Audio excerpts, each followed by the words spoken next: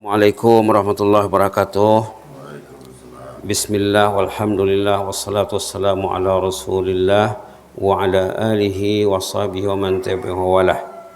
Di pagi yang mulia ini kita ketemu lagi, sudah banyak bulan tidak ketemu ya. Ini kebetulan kami ada rombongan dari Pondok Pesantren Pasaman Barat ke Purbawaru. Dua buah bus ya. Busnya di pasar sana sholatnya. Jadi sempat sholat subuh di surau atau musola Tobat Bolak, Singingu, Jaya. Cerita seorang anak kelas 4 ataupun seusia kelas 4 SD, namanya Ahmad bin Hambal. Siapa namanya? Ahmad. Ada dong si Ahmad di sana enggak? Enggak dong. Ada bernama Ahmad di sini? Enggak ada ya? Ini namanya Ahmad bin Hambal. Ahmad ini dari sejak dia di perut ibunya, ayahnya sudah meninggal. Artinya apa? Anak yatim sebelum lahir, sudah anak yatim. Lahirlah anak ini. Tapi ibunya sabar. Ibunya sabar. Dari 10 tahun, kurang 10 tahun dilatihnya anaknya menghafal Quran. Sehingga anaknya hafal Quran. Katanya sejam sebelum subuh ibunya membangunkan anaknya untuk sholat tahajud. Oh, subhanallah. Bukan sholat subuh saja ya. Sholat apa namanya? Sholat tahajud. Dibangunkan ibunya lah anak ini sejak dari usia 10 tahun. Sholat tahajud setiap pagi. Subhanallah. Subhanallah. Sholat tahajud ini kalau orang tidak biasa melakukan, dia tidak terasa keenaannya. Tidak terasa kemanisannya. Kelazatan sholat tahajud. Tidak tahu kalau tidak dilakukan. Coba lakukan ya. Jadi dari umur 10 tahun sudah sholat tahajud. Kemudian dibawa oleh ibunya ke masjid. Kan ayahnya sudah meninggal waktu apa? Bukan waktu kecil. Waktu apa tadi? Waktu dalam perut ibunya. Belum lagi lahir anaknya. Ayahnya sudah meninggal. Jadi siapa yang mendidiknya? Ibulah. Ibu penyayang. Dainang naolong neroha. Subhanallah, ibu yang pengasih. Dibangunkannya untuk tahajud. Di sana katanya, ini ceritanya di Baghdad nih, di kota Baghdad. Baghdad itu apa nama negaranya? Belum aja belajar geografi lagi, geografi. Baghdad itu di mana? Ibu negeri Irak. Irak. Irak itu ibu kotanya Baghdad. Kalau Saudi Arabia apa ibu kotanya? Nggak tahu? Belum belajar? Riyadh. Riyadh orang kita. Kalau Malaysia apa ibu kotanya? Nggak tahu? Kuala Lumpur. Apa yang tahu? Indonesia saja yang tahu. Indonesia apa ibu negerinya, ibu kotanya? Jangan Indonesia saja yang tahu ya. Negara Arab mesti tahu, negara Islam mesti tahu. Baik. Di Baghdad itu kalau musim dingin, dinginnya turun es, turun salju. Subhanallah.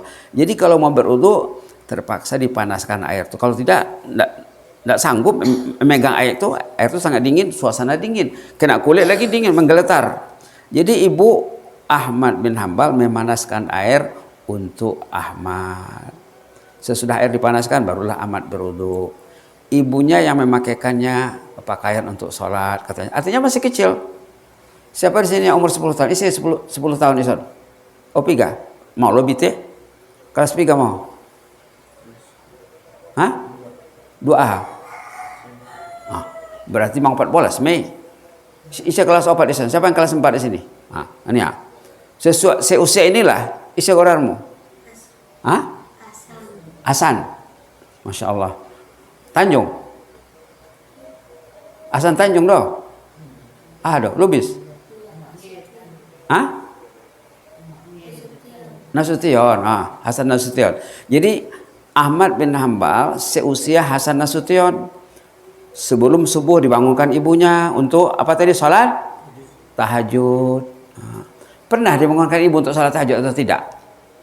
Kalau tidak nanti cerita sama ibu. Tadi Ustaz itu ada tazkirah, pengajian ringkas. Ibu membangunkan anaknya untuk salat tahajud ya. Subhanallah. Dari umur berapa? Ceritanya dari umur 10 tahun. Mungkin kurang dari 10 tahun. Mungkin dari umur 7 tahun. Biasanya anak ini dilatih sholat umur berapa? Umur berapa anak dilatih sholat? Umur 7 tahun. Umur 7 tahun. Sepatutnya 7 tahun sudah sholat berjamaah, sholat sunat, sholat tahajud, sholat duha juga. Subhanallah. Jadi akhirnya dari kecil minat belajar sangat tinggi, motivasi belajar sangat tinggi.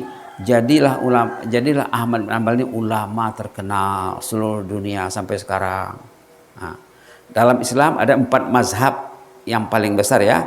Di daerah kita ini mazhab apa? Syafi'i. Nah, Maliki itu guru Imam Syafi'i. Hanafi, mazhab Ahmad bin Hanbal. 4 tuh. Jadi Ahmad bin Hanbal ini setingkatan, satu level, satu taraf dengan Imam Syafi'i. Subhanallah. Dengan berkat didikan siapa tadi? Seorang ibu yang salehah, yang melatih anaknya sholat dari kecil, bukan saja sholat fardu, sholat berjamaah juga, sholat fardu berjamaah di rumah Allah. Katanya ibunya ikut menemani anaknya pergi ke masjid. Oh, enaknya ya.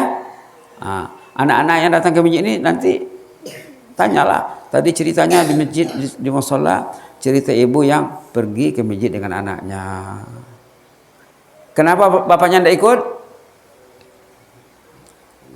Sudah meninggal. Patutnya kalau bapak masih ada, ibu masih ada, anak kelas 1, kelas 2 diajaklah ke masjid ya. Dari umur 7 tahun, sepatutnya begitulah. Itu yang terjadi pada anak-anak yang lain juga. Dulu pernah cerita di sini kalau ingat lagi, anak kelas 3 SD. 3 SD itu berapa umurnya? 9 tahun. Gurunya di sekolah mendidik anaknya supaya sholat berjamaah di masjid. Ini cerita lain nih, tapi sama tujuannya. Anak kelas 3 SD, gurunya di sekolah mengatakan, anak-anak kamu mesti sembahyang di masjid ya, katanya. Besok